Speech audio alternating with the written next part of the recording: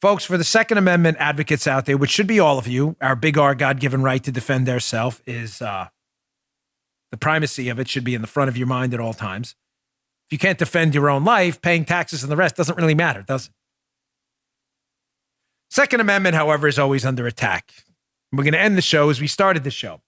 When the left wants to attack people, whether it's the CIA, FBI, political opponents, whatever it may be, what do? They use identity politics, critical race theory, and other nonsense because they know America's not a racist country. If it was a racist country, accusing people of being a racist wouldn't be an insult, right?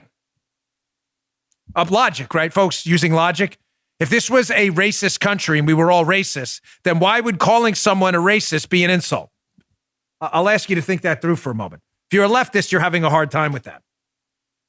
The reason calling someone a racist and using identity politics to attack people is so effective in the United States is because there's no worse thing to slur someone with than calling them a racist because we're not a racist country.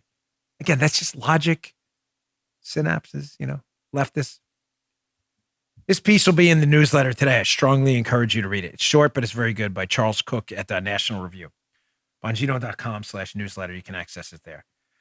So, of course, Joe Biden wants to take your firearms away because he doesn't want you to be able to defend yourself because that's what leftists do. They'd like you to be sitting ducks because, again, leftists are inherently, the radical left at least, are communists, and that's what communists want. So in their zeal to attack the Second Amendment, the left is now claiming that the laws that explicitly refer to an individual right to carry, not a collective right, which is what the Second Amendment is specifically about your right to carry. It's not about a collective right. The militia, there's a comma there. The Second Amendment guarantees you, the individual, the right to carry a firearm and protect yourself. Everybody understand that? By a plain reading of it. Only nincompoops think otherwise. My grandmother used to say that word. I told you, I always get distracted. So the Second Amendment's not having a lot of luck. The left's attacks on the Second Amendment, they're not having a lot of luck with them. Americans don't want to give up the right to defend their own lives.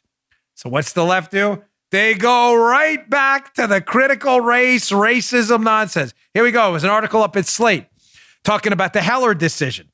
The Heller decision was a federal court decision that said it is an individual right. It's not a collective right. So the left, this author at Slate writes from the National Review piece, you can see they quote Slate. It says another major problem with Heller that will now confront Gorsuch and Barrett was that it relied heavily on a small body of legal cases from the slave-owning South. Oh my gosh. And ignored the rest of America's legal history. Did you get it? Did you get it? Did you get it? Everybody get it? You get what they did there? You get what Slate's doing? Heller, which says the Second Amendment is an individual right, which it is by any plain reading. The left's new line of attack is no. The Second Amendment, that individual right thing, that's based in case law from slave states in the South. In other words, it's racist. But is that what actually happened? Because, history's already been written. The whole now thing, except history, past, future hasn't happened yet. So that's not exactly how it went down, the history of the Heller decision. Charles Cook gives us a handy-dandy guide here. He says, so if the history of the explicit right to individual carry is written in case law based in slave states, then why is it that the northern states were the first ones to do it? From the piece, quote, the first states to adopt constitutional protections that explicitly referred to an individual right to keep and bear arms were not in the South, but in the North.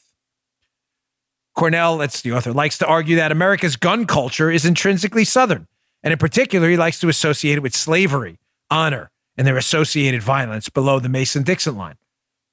But this is a somewhat difficult case to make when one considers that the first provision that held that the people have a right to bear arms for the defense of themselves and the state, note themselves, was passed in Pennsylvania in 1776. And 1 year later, it was copied verbatim by Vermont. Those deep South states, Vermont right above Florida, Pennsylvania right next to Georgia to the left. If a liberal probably believes it, they're like, oh yeah, they're right there. Of course, those are northern states, but again, don't leave it to the leftists to figure that out. So when your friends try to hit you with the Second Amendment was grounded in the slave movement in the South, really because the northern states were the first one to reaffirm the right of an individual to keep and bear arms, I'd be like, Sorry, you just made that up because you're good at that. That's what leftists do.